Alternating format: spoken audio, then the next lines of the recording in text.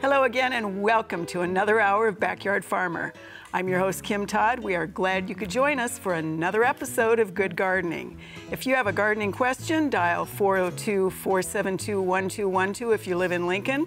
Our toll-free number is 1-800-676-5446. We can also take your email questions and pictures for a future show. Just send those to byf@unl.edu. Attach those pictures as JPEGs. Tell us as much as you can about your question, including where you live. We're not going to stalk, we just need to know. And don't forget to follow Backyard Farmer on Facebook, YouTube, Twitter, and Pinterest during the week. We always like to start our show with samples. And Wayne, they look grubby. They were almost dinner last night. Oh, nice.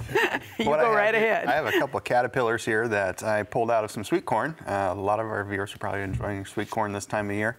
I have two different species here. I have the smaller one here. This one is a corn earworm, and you can see the black specks or dots along the back of it. That's how you would tell that one apart from this other one, which is Western bean cutworm, the larger one. It has 3 black stripes right behind the head. And yep, there you go. Right on live television, we have some frass, as our entomology terms go. Jody calls it poop. It's so much fun to say frass, though. Can't get in trouble for it.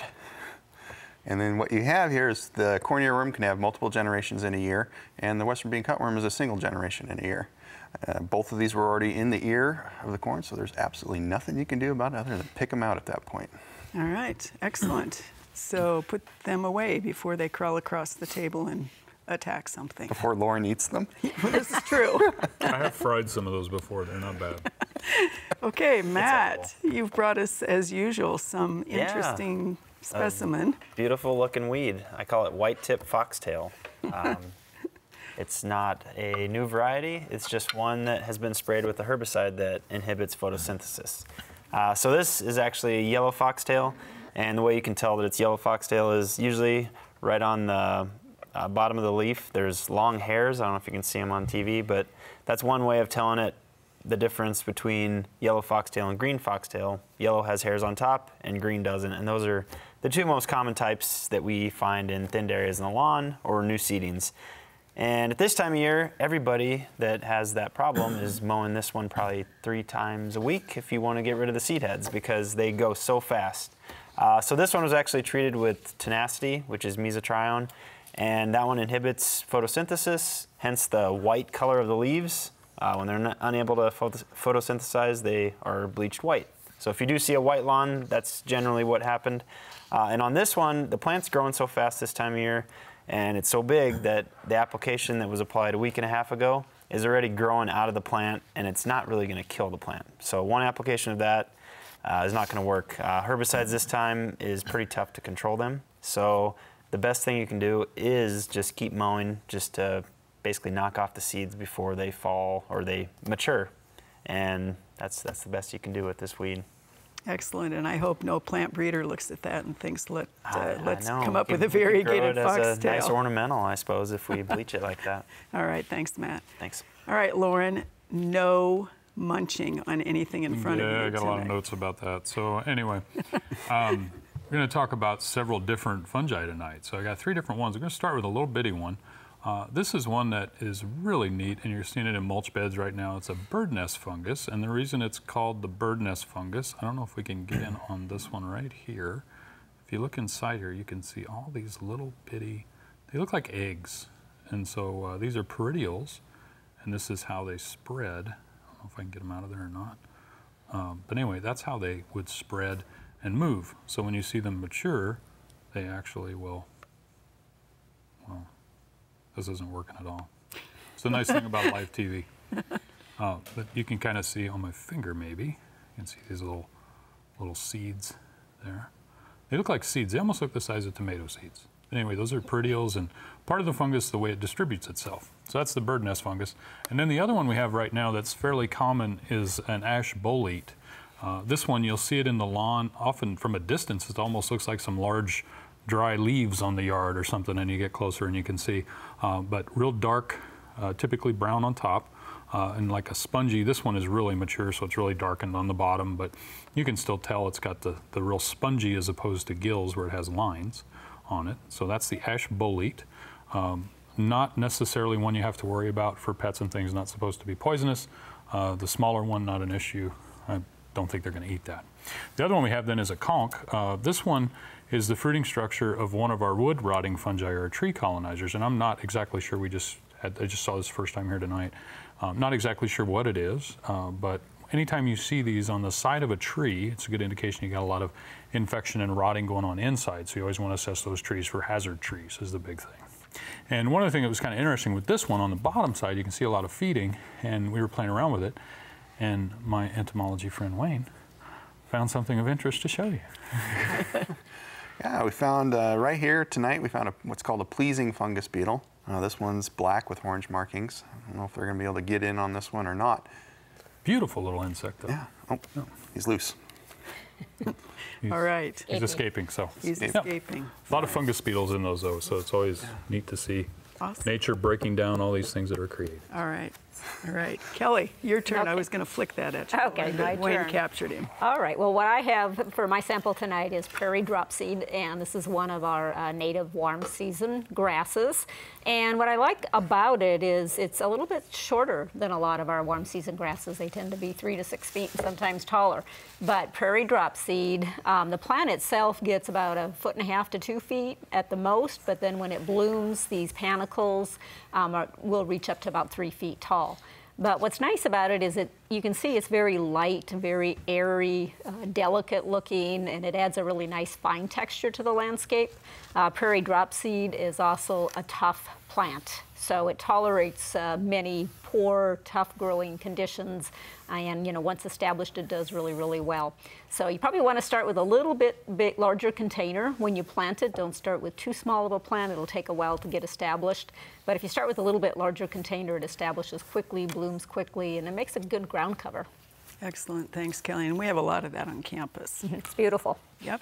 All right, Wayne, we have pictures. So we're starting with caterpillars, fuzzies, and she actually sent us the newly hatched ones, and then she sent a little bit older. They were on the milkweed. She also had monarchs on the milkweed, so she was happy with one and wondered about the other. Well, these are both the same thing, like you said. The first picture is new, fresh hatched ones, or what we call neonates or early instars, and then the other one is much more mature. It's the milkweed tussock moth. Even though it's got the word tussock in there, it's actually one of our tiger moths. And this particular caterpillar tends to feed on the older leaves of the milkweeds, and the monarchs tend to feed on the newer leaves. So they're going to separate that out a little bit. They're going to divide that up.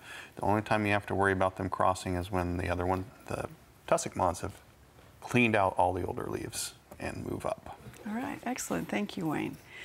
All right, Matt. So we have a really interesting series of turf pictures here. And this is Lincoln. And in a response question, he said he's not aware of anything getting spilled or sprayed. Sent us some close-ups. I think he sent 1, 2, 3, 4, and it's just this bizarre it does almost patchiness. look like it was something that was sprayed, but the pattern doesn't even look like that. So, and it's bluegrass. Yeah, it's bluegrass. So, I don't know. After looking at it and kind of seeing how it's matted down like that, there's a neighboring lawn where the grass is green, a little bit different color, and there's some different colored patches that are a little bit different. My guess on it could be that it's rough bluegrass, and the way that it grew into the grass, you kind of see a pattern of how it just died because it can't tolerate the high heat and humidity that we've had over the last 2 weeks. So that would be one possibility, and one way to check that is if it does pull up and it's kind of, there's no roots there, or it's long stolons, it's kind of a wispy grass, which kind of looks like these dead pictures. And in one of them, I actually saw regrowth, so it might be regrowing already from the rhizomes. Generally, that grass dies in the summer, and it comes back when we have favorable conditions. In this picture right here, it looks like there's some that are actually starting to shoot out new shoots off of those stolons, not rhizomes. So that's my best guess, but without actually physically seeing it, I don't think it doesn't really look like a disease. All right, thank you, Matt. All right, Lauren, this is a pine, or was a pine. Got new growth over the past month, all of a sudden dull green, then brown, losing needles. They're thinking probably pine wilt. Can the tree be saved? They have a dozen other ones next to it and want to know about the treatment. And you're getting it, even though you could get it or you could get it, but it's your turn for pine.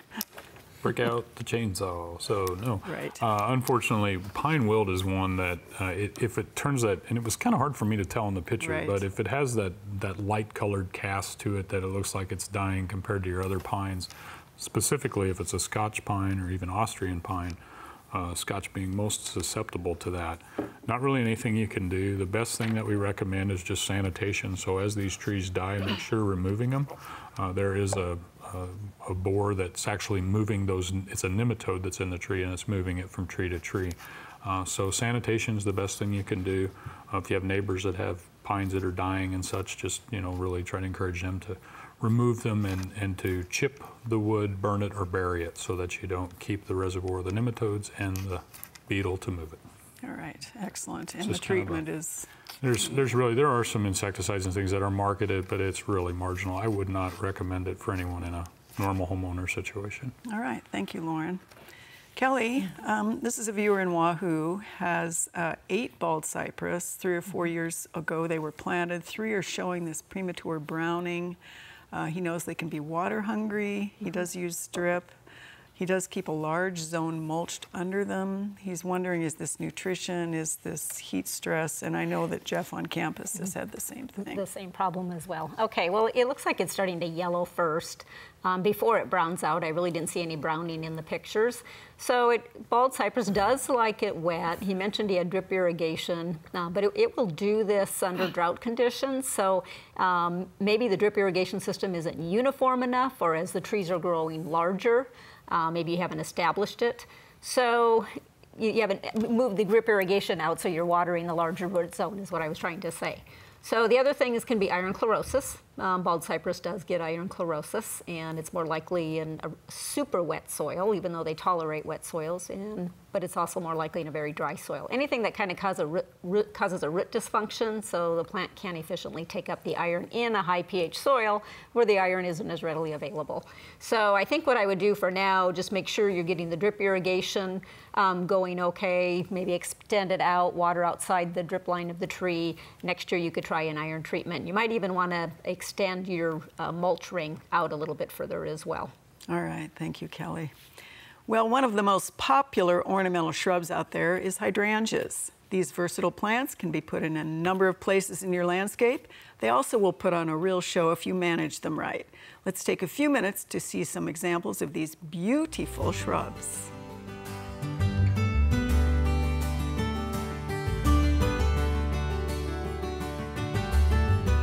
We've produced several segments about hydrangeas over the years, focusing mostly on the differences in types and on the pruning. So I thought it would be a really good idea to take a look at what happens after we do manage them right. Let's start with what's been pruned and how hard. This is the panicle type hydrangea, pruned very, very hard in the winter, just coming into its bloom season. And the beauty of this is it's at the height where you can see it. The flowers are much larger. This is one of the older ones called Pink Diamond. The one that people are most familiar with is Limelight or Little Lime, and those are 2 that would actually be pruned hard like that. The oak leaf hydrangea has bloomed a lot earlier in the season. This is the one that is 100% woody. We don't really do much pruning on this one at all, but I want to note for you that this one is pretty much covered with leaf spot. We're seeing a lot of leaf spot in hydrangea, both on this one and on the macrophylla types. This is something that we actually manage, not now, earlier in the season. You'll also notice that the flowers on this are completely spent. So a woody one and a woody one, not pruned, pruned very, very hard. Difference in bloom season is also one of the things that makes the hydrangeas so great. The giant flowered pink and blue hydrangeas, or the big leaf hydrangeas that people love, do this. So depending on which one you've got, by this time in the season, you'll notice we have very few flowers. We have a handful of buds. the ones that have been bred for blooming repeat bloom on both old wood and new wood, nevertheless don't necessarily perform well in Nebraska. So this is really what you can expect, maybe a little bit taller. You'll notice the same sort of leaf spot going on, but certainly not the same display that you get from the panicle type or the oak leaf hydrangeas. Remember, to get that blue color in those big leaf hydrangeas, you have to have an acid soil, which we don't. You see some pink in this one as well. This is one of the panicle types that we talked about that really need to be pruned properly. The one called Strawberry Sundae and some of the others do have some pink as the flowers fade. But what I really want to point out is the breeders have bred those great big mophead types that turn pink and blue and put hydrangeas on standard because that seems to be something that the public wants. You'll notice that this hydrangea really has a bend in the trunk. There's a stake next to it where there was an attempt made to straighten it back up again. That is almost impossible to do. The plant is heavy, the bend is there, so you're probably stuck with staking a hydrangea that really is not on a very strong standard for the rest of its life. And that's not usually what people want to see in their landscape. If you look instead at this one, even though this one is still on standard, it's been managed perhaps a little differently, probably not pruned the way that we pruned the ones that we looked at earlier. It is beginning to throw a sucker from the base, and that looks to me like it's coming from below the graft union. So again, you have to know how to manage these hydrangeas if you really want the beauty in the landscape that you think you're after. As with any placement of plants, the site is really important. This is north facing, but there's good air circulation. One thing I want you to note, however, is this is actually a dwarf form of that big panicle hydrangea. It is much smaller than the big one. It may not have read the book, so to be able to keep enough space between the building and the plant is very important. This one has not really been managed or pruned much and doesn't need as much as the big one does. However, if you look at this is smooth hydrangea. Annabelle is the most popular one, and there are many others. This one has stems that need to be cut back. If you cut them back all the way in the spring of the year, you get a lot of growth, great big flower heads. If you cut them back by about 12 to 18 inches, you get slightly smaller flower heads, but they're not going to flop and fall over in the rain. So make sure again that you understand what kind of hydrangea you have, when you should prune it, whether it needs acid soil, of course what that site location is. Pay attention to things like those rots and spots if you get them, but live with it unless it is absolutely devastating. You know, understanding what you have is really a key factor in how those hydrangeas are going to perform for coming years. That's also true of every single landscape plant you have around your home. Know what it is and know what it needs. All right.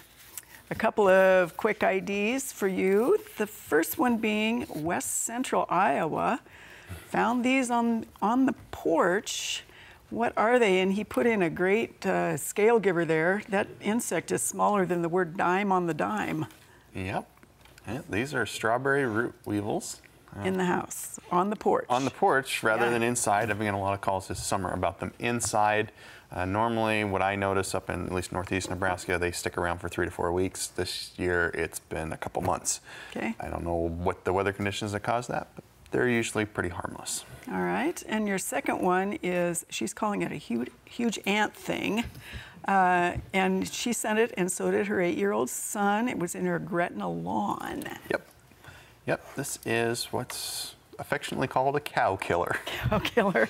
It's one of our velvet ant species. It's probably the largest one that we have, at least in Nebraska.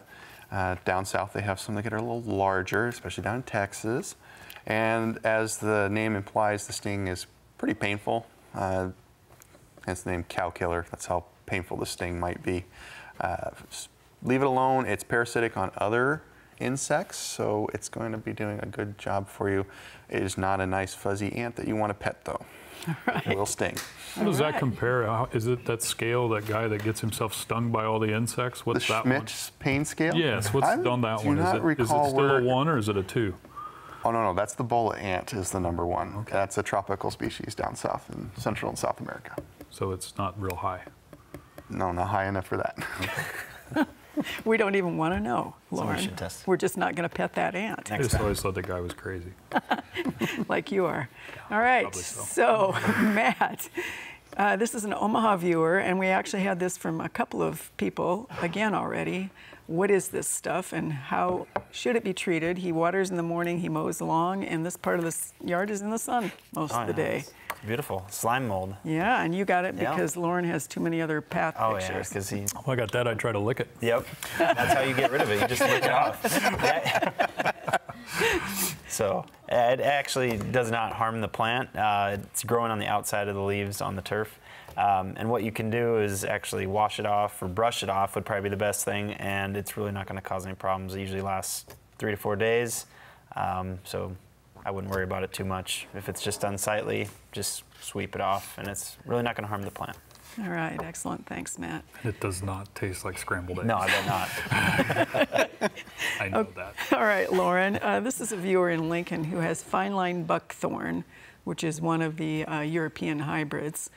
Damage, he wonders, is it environmental, bug, critter, pathology? And he did send a little bit of a close-up on In a this. close-up, I was really having a hard time identifying for sure what Yeah. this was with the picture. It was a little rough. So I actually on this one, unfortunately, I couldn't tell for sure. So if anyone else can, please speak up. But I could not tell on this one. And this would be one I think we'd probably want to see a sample of actually, because I couldn't zoom in like I need to say. Yeah, and you know, it is an alternate host for one of the grasses, buckthorn is, so Okay, who if knows? it is a rust, maybe that Yeah. it could have cycled over. I just couldn't tell by the picture. Right. I couldn't, it wasn't Little resolution-wise, tricky. I could zoom in.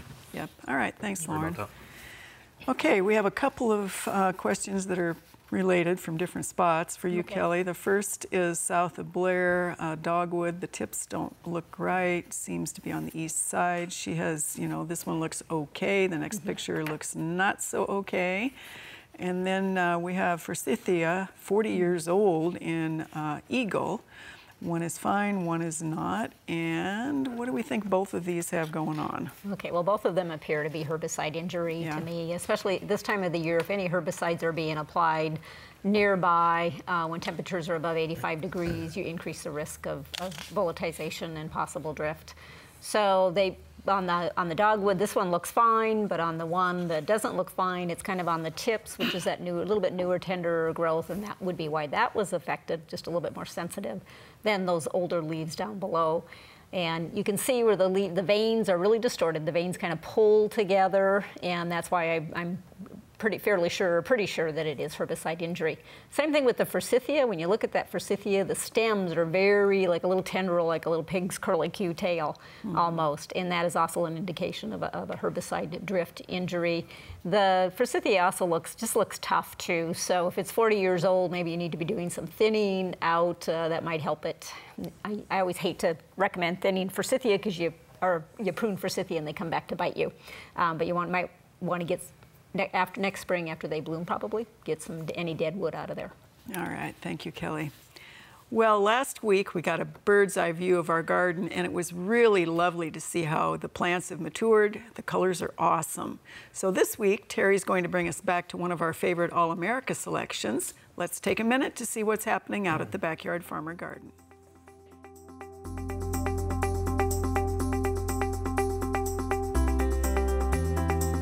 This week in the Backyard Farmer Garden, we're going to continue looking at the All-America Selection 2018 winners. We saved one of the best for last, an ornamental pepper called Onyx Red. This is a sister or a cousin to Black Pearl, which is one of the first ones that we really liked, and then Black Olive, which came out just a handful of years ago. This is much more compact. It will kind of spread out a little bit more, takes full sun, has these fantastic purple leaves. I love the size of the fruit on this. They look like little black pearls, and then they turn into kind of this red maraschino cherry looking little pepper. They only get to be about 6 to 10 inches tall in pots and about 10 to 12 inches tall in a garden setting. So they are a great kind of front border, full sun look. They're gonna bloom basically up until your first hard frost. These are compact. You can start them from seed in your greenhouse. Most ornamental peppers do have to get started a little bit earlier if you are going to start them inside than a normal eating pepper. So just kind of take that into consideration. Try the ornamental pepper Onyx Red. It'll be a great addition to your garden, or stop by the Backyard Farmer Garden and check it out. We've had a number of those ornamental peppers in our garden over the years. They really do make a statement in those borders, and they're worth a try. They're really fun. Some of them, Lauren, you can't eat and your mouth won't go to Some are sleep. really, really hot. Some are really, really hot. Exactly. All right, Wayne, just a question here.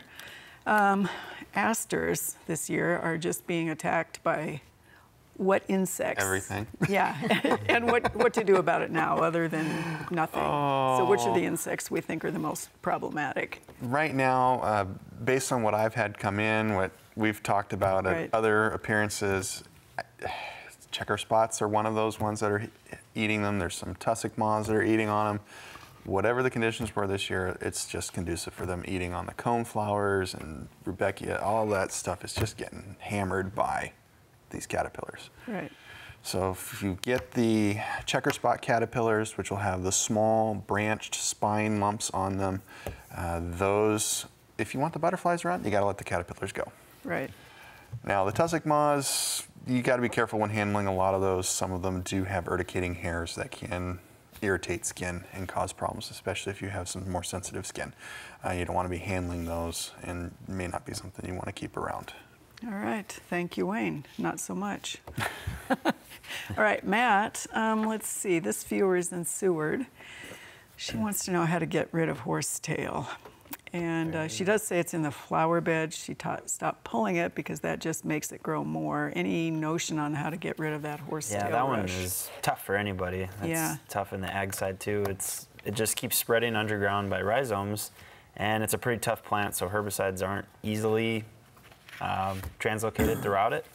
My best suggestion would be to cut the plant or somehow, let's say weed eat it, and then to use a wiper application with Roundup. And that would be one way to help get that herbicide into it, and it can translocate down into the rhizomes, and hopefully we'll get a kill out of that. If not, if it's a small area, you could actually try and dig it out and put in new soil, because it's pretty deep rooted, or those rhizomes are down their ways, and that'd be another way to get it out. All right, thank you, Matt. All right, peach season, Lauren, but the question is, so what is the deal? The peaches on the market right now look good, they're hard. Take them home, let them ripen, cut them open. They look like balsa wood, or they're that consistency. You wait a little longer, let them ripen. One day later, they turn to mush. On the market in the grocery store. Is that what they're saying? Yeah, or even farmer's market. Yeah, I don't know. Usually there must be something with the ripening process, but I haven't seen anything. That's not a disease that we're talking about. Right. There are brown rots and things that affect peach quality in our backyard gardens and local markets that you can have rots occur quickly, but Right. not sure on that one. That's a ripening deal. Yep. I think it is. Pick those darn things hard enough to ship. All right. Kelly, this is an Omaha viewer, has a 10-year-old patch of raspberries, no fruit this year. Always had good success in the past. Any ideas? We don't know if they're, Right, okay. heritage or whatever. Okay, well, yeah, that's a good question. I'm not sure what might be going on here, if they've always had success in the past. If they're a summer-bearing raspberries, if for some reason you cut them all off last March or something, we do that with the ever-bearing types. But if for some reason you happen to get a wild hair and decide to cut them all back last spring, that would be the reason, because you cut off the flowering canes or the floricanes. But if you've been growing them that many years, you probably do better than to do that. So maybe they need to be divided. Maybe they need to be thinned out a little, not necessarily divided, but thinned out a little bit. They're getting too dense in there, and they need some thinning. I would try that. All right. Thanks, Kelly. All right. How does this person kill ferns among her hostas without killing everything else? Okay, well, you get out that glove of death that we talk about, where you put the chemical-resistant glove that goes up here, and you put on another lightweight glove on top, and you spray the Roundup, and you grab, and you pull, and you get as much Roundup as you can on the foliage. Perfect. We have a North Platte viewer who wants to know, Can butterfly bush be transplanted and when? Yes, it can be transplanted, and I would do it in the spring. We usually do it opposite the season that's opposite the blooming season. All right. What causes hard spots and uneven ripening in tomatoes? And this is Grand Island. Okay, well, it's usually environmental, so some kind of a stress. It might be uneven watering, could be temperature, but some type of a stress. All right, and a Sioux City viewer wants to know what causes the curl and kind of a skinny blossom end on cucumbers. Oh, it might be blossom end rot, which is a lack of calcium in the fruit, but again, it's usually due to uneven watering. All right. And if we have a viewer who has good tasting tomatoes in a trough garden, but the big ones don't have any taste at all? Again, uneven watering. We'll just make something It might up. be variety. Yeah. Maybe it could be variety. Maybe it's just not good for a pot, for a container. They can't add that. That was way over the clock. All right, they won't add that one. You have spoken. Are you ready? Yes, I'm ready. I'm just going to do one and do some really thorough answering tonight. Well, let's see. Which Give me one a am I good going to one. pick then? All right, so what are the reddish spots on an oak leaf hydrangea and what to do about it when? The spots are probably some sort of fungal infection. I'm not exactly sure which one. I would avoid any overhead irrigation and keep up the residue at the end of the year. All right, and our friend the pair, Concord viewers, Claytonia viewers, the spots are a rust, but what do they do when? The rust, you're going to not do anything now, but next year, in that window about a month, let's see, about, what was it, July, August? I'd say mid-July, I think is when you'd want to spray for that. I'm going to check our fruit guide to make sure I'm right on date. All right, should a new lawn be treated for fungus twice in the last month? Not without any reason. All right, black spots and powdery mildew on peonies and also leaf curl. This is Kearney and Omaha. Yeah. And you're the new department head? Just kidding. Well, there's a lot of stuff there, so we can go thorough. Since I'm out of time, I'm going to go over. So the curling, that could be some of the foliar diseases will cause the leaves to curl. The spotting and the powdery mildew, again, overhead irrigation for the spotting isn't good, but powdery mildew can be reduced by overhead irrigation. So you really want to differentiate what your biggest problem is. Right. Make sure you're cleaning things up at the end of the year, or next spring. That good old sanitation. Sanitation's always important. All right. Okay, Matt. answer. Let's do real I light. didn't count it. Maybe. We have a viewer who has wild violets, wants a non-chemical control. A lot of the ones, I think I talked about them 2 weeks ago, like the iron products will actually work on knocking down the violets pretty well. All right. When do you apply Milorganite and at what rate? You can apply it anytime. It's a slow release product, so you're not going to get it all at once. It's going to be a slow release that lasts a long time in the soil. All right. And should it be watered in? Yeah, it doesn't matter. It'll be, every time it's watered in, it releases a little bit of nutrients. All right. This viewer from Syracuse knows we really shouldn't pull nutsedge now. Should she leave the mess alone, or is there something she can do? If you don't like it, you can pull it out, but it's pretty much done for the year. I mean, it's not a lot of life left until that first frost. It's going to freeze out, and then next year you're going to have that same problem, so try and treat it next year. All right. Does all the lawn debris need to be removed before you apply a pre-emerge for crabgrass in the fall? No, you can leave it there. All right. Nice job. Very good. There we go. Yeah, that was good. You ready? Yeah. Such enthusiasm. All right, we have a Seward viewer who says the buds of the geraniums are eaten off in July. Should he cut them all off and use a systemic before he brings the plants in the house for the winter? No, because every year it's going to be reinfested by a moth. All It's going right. to lay eggs and the caterpillars will eat them. All right, we have wasps nesting in the bottom of a garden in a box. Will they be a problem? Well, if you don't go near the box, it won't be a problem. But if you want to get near the box, yeah, they could be a problem. Just one of those cans of ranged wasp and hornet killer should take care of them. All right, when do you spray for mimosa webworm and honey locust? Good question. All right, Pass on that one. I don't. so we have a viewer that said he's heard of borer bees in Missouri. Are they here too? probably talking about carpenter bees, and the answer is yes. There are also some mason bees that will bore into some wood as well, but they're much smaller. All right. Do we ever do grub control in the fall of the year? No.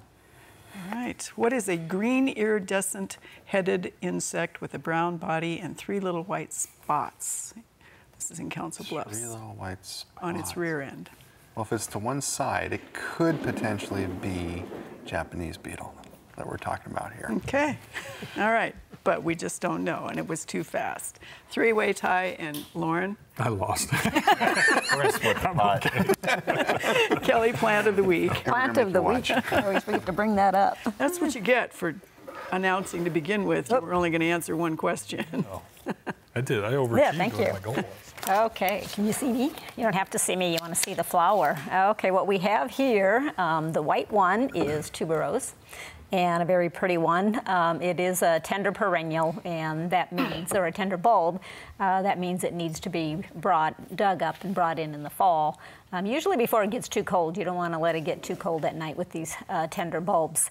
So it's beautiful flower. It's a good cut flower. It has a very good fragrance to it. Some varieties or cultivars to grow: Queen of Night, Flowers of Night, Perfumes of Night. So a very pretty white one, tuberose. And of course the other one is gladioli. And gladioli is another one of what we call a tender bulb. Even though it's not a bulb, it grows from a corm, which is a compressed stem, if you want to know that. But gladioli, there's a number of them. It needs plant it in the spring, dig it, store it, let it dry down a little bit, store the corms, replant it again next year, and many, many colors, and it's just a beautiful, beautiful perennial to grow. They're just both tender, and we have to dig them up and bring them in the winter if you want them to survive. Excellent. And we want to say thanks to Mina, retired professor of economics of all things from Wayne State. She gave those to us when we were at Haskell Ag Lab. Thank you. Very, very lovely. They smell good too. They smell wonderful. They do. They Yeah. smell beautiful. And they're great cut flowers. All right, so we have a couple more of those. What is this insect for you? The first is 5 miles east of Greenwood. It was sitting in the yard. This particular one looks like to be a virgin tiger moth. You can tell that one because it's got the black spots further up and inside on the pink-backed hind wing. With the additional lines, there's a lot of species of this type of moth. Another one of those tiger moths. Just quite beautiful, actually. And then this is a Seward viewer. He saw this guy sitting on the side of a building. What is that? For this one, it's easier if you can get it zoomed in because this is a moth in the group called royal moths, and most of them have a metal fleck on the front wing somewhere towards the center. And this particular one doesn't, which means it's the bisected honey locust moth. So even though it does not even remotely resemble a moth, it looks like some sort of a beetle. It's a moth. It is a moth that's trying to hide on the side Of the building, trying to hide on a building. Not very smart moth. They do it a lot. All right. So this is another interesting turf question for you. This one is actually in Gretna, west-facing backyard. He says this comes back every single year in the same areas. It starts off as circles, ends up like this, green in the spring. Any ideas, Matt? And I mean, my best guess on this one would be summer patch with possibly some necrotic ring spot, which you can kind of see in the left center of the picture. There's a ring there. And it's probably, I don't know if it's a shaded area or, I mean, the conditions have been pretty good this year. I'll confirm with Lauren here if he's kind of thinking the same thing. Yeah, especially if it's full sun. That's where we tend to see it now, Matt. So. Yeah, so that's mine. And try and, do more deep waterings and not keeping that very wet in that area because that's going to enhance that every year. All right.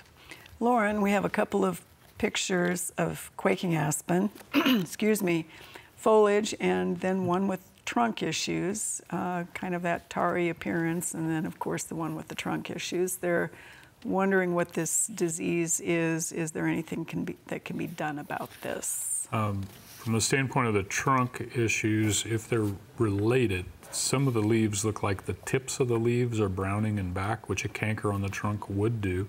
Not anything you can do about the canker on the trunk, except, so like the leaf here that you see the tip.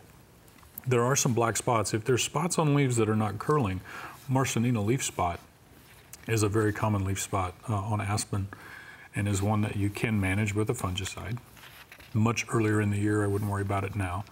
If the tips are all browning like that and it's canker related, probably the best thing you can do is prune that out. The tree's probably going to sucker some more, and you'll get some more regrowth. All right, and we're seeing an awful lot of that on aspen this time of year. Really good time for a year for it, and we've had enough rains frequency that in general humidity's good. So. All right, thank you, or not. Kelly, this is a pretty simple question. This is a peach tree in Omaha. He wants to know if it's a goner. It's a goner. Most likely it was winter kill.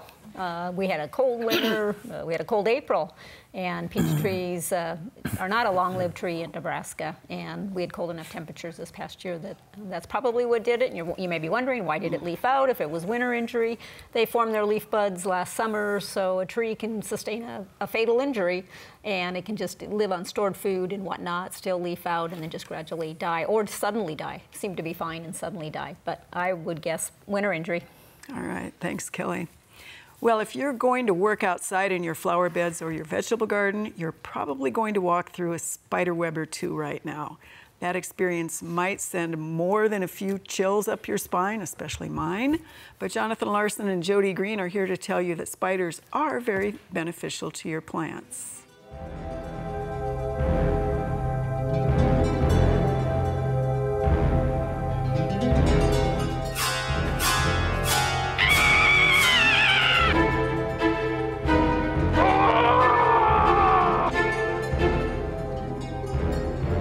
Well, actually, spiders aren't so bad. No, they're not that bad. I think we both find them very fascinating. I know that not every other homeowner out there feels the same way. Not every backyard farmer host feels the same way about spiders, but perhaps after some education, we can change people's minds. So let's start with, what are some of the common spiders in and around the house? Okay, so we typically divide spiders up based on how they catch their prey. So we've got web-building spiders that use their silk and make these intricate nets to catch their prey, and then we've also got active hunting spiders, so they stalk out and seek their prey without building a web. Some of the web-building spiders are like the orb weaver. You can find in a natural setting when you're running through the woods, but also they show up on your porch near the porch lights. Another type of web builder would be the funnel weaver, also known as the grass spider. They construct a silk sheet that has a tube that runs down it, down into the turf or into a shrub, and then they wait at the bottom of that for their food to tumble down into them. So it looks a little different than the orb web. The orb web is flat, kind of hangs up in the air, and it's got spiral circles in it that are all sticky for the spider to catch their food on or to hang out on. But what about cobwebs? That's another possible web option. Oh yeah, so those are the webs that are really disorganized, kind of a sticky mess, often in corners of the room, garages, basements. Those are done by the American house spider or different spiders that are in there, cellar spiders. What about those active hunters though? Tell me about those. Active hunters are really neat. They're usually big spiders, usually 2 to 4 inches wide with their legs all included. It can include things like the wolf spider or the fishing spider. Wolf spiders, they're pretty common out in the landscape. We can see them in the house. They're big and brown usually. Some of them have stripes that go down their back that are brown or orange, depending on the species. With fishing spiders, they're really large, about 4 inches wide, and they have really stripy legs and kind of speckled abdomens. But despite their size, we don't really need to worry about these particular spiders, right, Jody? Right. They're actually a free form of pest control. They're natural enemies and predators that will take care of a lot of the bad bugs that we don't like. So they take care of mosquitoes and flies and moths, anything that fly around us when we're outside at night. But there are some people that don't like spiders around, so how can they take care of that? If people are worried about spiders, they can try and take some preventative measures to make sure that there's not food. The reason they're in and around the house is because there's something for them to eat. So for orb weavers and some of those other web builders, if you switch light bulbs outside or turn the lights off at night, there'll be less food for them and they'll be less interested in building around your house. So switch to a low sodium bulb or an LED type bulb, that'll help. What about some of those active hunters? Yeah, so modifying the environment will really help, decreasing some of the vegetation, and also the lighting will help with that.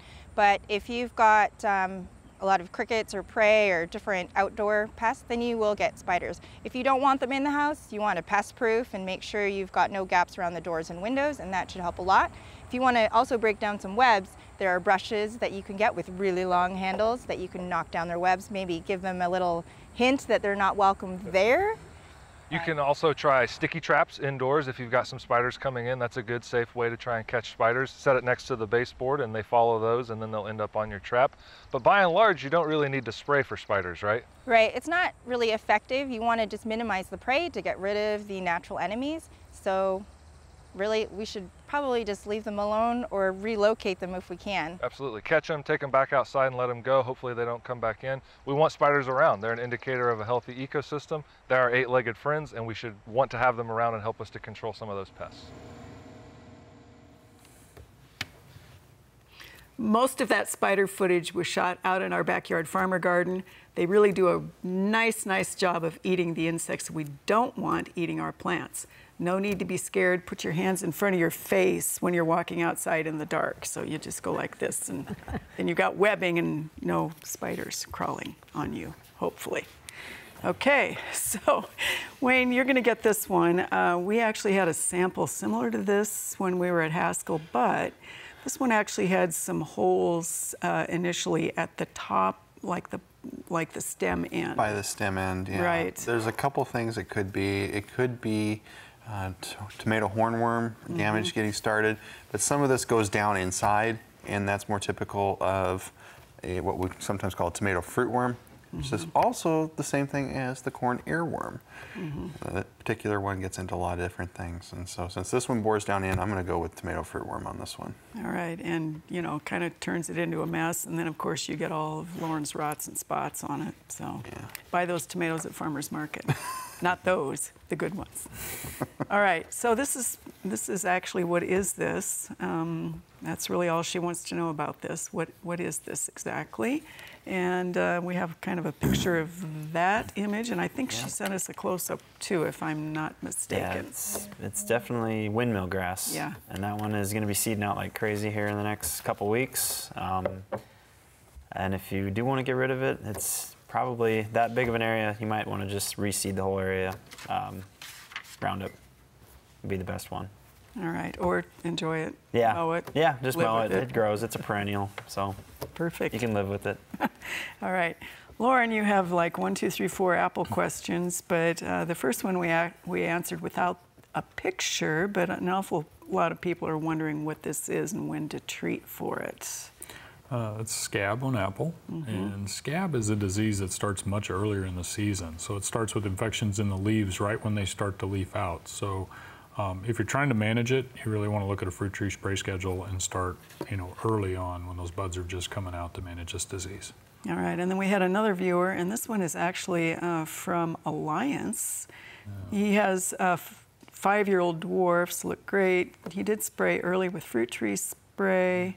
He was seeing the spots on some of them, but then he's got this going on as well in the crowns of these trees. Yeah, so cedar apple rust was the first one on the leaves. That's the one that cycles with junipers, and you'd want to spray that probably somewhere in that mid-May window when you start to see the galls coming out on the junipers. The other one was fire blight. So this one where it's really black, you can see the close-up. So you had that classic shepherd's crook that you'd see on a lot of those stems coming out and blackening.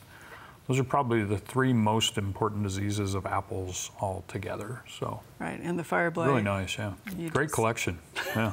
I don't think I'd be excited if I had that in my backyard. I would be excited. What does he do about the fire blight? Well, the fire blight, prune that out about 7 to 10 inches below, because it is a bacterial disease that's in the wood there and in the younger growths. Use sanitation, and then just try to control it that way. That would be my recommendation. There are antibiotics, but it's not. They're products you can spray, but it's really going to be hard to manage that way. I just use sanitation. Thank you, Lauren. Okay, Kelly, this looks like it does not belong to you. But again, Path and Insects got an awful lot of questions, and this one actually started. This is a Davie area person. That was a pumpkin. It does not look like a pumpkin. but she said it had just a few spots first, and then it turned completely brown, went to mush. The plant looks fine. The stem is attached. Okay. Well, if it's just one pumpkin or just a few pumpkins in the patch, it could be that maybe it was wounded. If you had hail, maybe the hail hit it. Maybe that would cause some of the damage, and then after that you get secondary fungus, and that will cause it to rot, right? So, because usually with most of the rotting, you'll see some symptoms on the leaves. Don't you agree, Lauren? I'm asking Lauren. If it's a disease that's related, you're going to see some leaf symptoms. That one's like a post-fruit rot. Yeah. So it could have been wounded. Maybe birds were pecking on it, some kind of a wound, and then got a secondary fungus. So remove that, get rid of it, get out of there. Hopefully it was just one or two or three and no more. At least that's the only one she sent us a picture of. Okay. So I will say that we had such horrible squash bugs in our backyard farmer garden. We are ripping them out. Done with those. We need more spiders. We should I don't think all the spiders in the city of Lincoln could handle the squash bugs in our garden this year. Really big spiders. No. Let's not go Big there. hairy ones. We could have Charlotte. That's the only one. All right, we have a handful of announcements of fun things in the gardening world, starting with us. We will be on location at State Fair in Grand Island Wednesday, the 29th of August. Q&A from 2:30 to 3:30. We tape from 4 to 5 in the Raising Nebraska building. Come one, come all, bring your samples and your questions. We love those live audiences. Our second one is also us on location. This is our season ender at Midwest Hops Producers, the 13th of September. Q&A 5:15, taping from 6 to 7 in Plattsmouth. And we are not requiring any sort of a ticket or anything else. Come one, come all, free and open to the public. We'd love to have you. It's a beautiful setting. Our third one is Grow a Row produce donations. We are still taking them Tuesdays from 5 to 7 p.m. Central in the Backyard Farmer Garden on East Campus. And we've had in the Backyard Farmer Garden for Produce from the Heart, 689 pounds. Grow a Row, 245 pounds this year. And that is in spite of Mother Nature and the weather and insects and diseases and weeds and everything else we have going on. All right, Wayne, so we've already talked about insects eating all the cone flowers. People are now telling us they're seeing little tiny green beetles of some sort with black stripes running all over everything like that big. Are they a potato beetle or a something or other beetle, and what are they eating? Little tiny green beetles. Yeah, like that big. Like that big. About that big. Cucumber beetles, something. Well, there's a striped cucumber beetle that could potentially be in there. They tend to be a little bit larger than what you're showing me, so. Okay, yeah, you stretch it to that. Now we're going to fishtail here. You know, how big is it going to get? You know, yeah. Okay. Anything they should do about it? At this point in the year, if you're pretty well satisfied with what you got from your garden, I would just let them go. All right. They can transmit some other things like wilt, but at this point, it's August. It's time for a freeze. Yeah. Okay. I wouldn't worry about them. Okay. All right. This is a Verdigris viewer, Matt. They have Canada thistle. Want to know whether they can spray Milestone. Will it kill the thistle? But he also has a fruit tree about 4 feet away. He's planning on tarping the fruit tree, just in case. I'm pretty sure with that product, I'd check the label again. You were okay to apply it around certain trees, mostly not shrubs, but I would definitely direct spray it and not let mist get on the tree because it would probably kill the tree for you or inhibit fruiting for sure. All right. Lauren, we actually had silver maple with spots on the leaves a couple weeks ago or last week, I think. We have another viewer who is saying the same thing. What is that, and anything to be done about it? If the spots are large black spots, tar spot has been pretty common this year. Not really anything to do except some leaf raking at the end of the season. It survives in the residue. So all right. I wouldn't worry about it killing the tree or anything, but you can do some leaf raking. Okay, Kelly, we have a little bit less than a minute. We have a viewer that has birch trees 2 years old, extremely yellow. 20 years old, I'm sorry, and they've been always healthy. He's used iron every spring. They get watered from the sprinklers. He's just noticing this now. Does he say if they're river birch? I assume river birch because we see issues with that. Yeah. Well, yeah, it could be drought. It could be drought. I know a lot of places have had really wet, a lot of rain, but a lot of other places have been fairly dry, or they get rain and then it stays really, really dry. So just try to do some uniform watering around it. Maybe continue to do your iron treatment. And you don't want the soils to be too wet, but river birch is named river birch for a reason. So get some adequate moisture there and maybe a good mulch ring.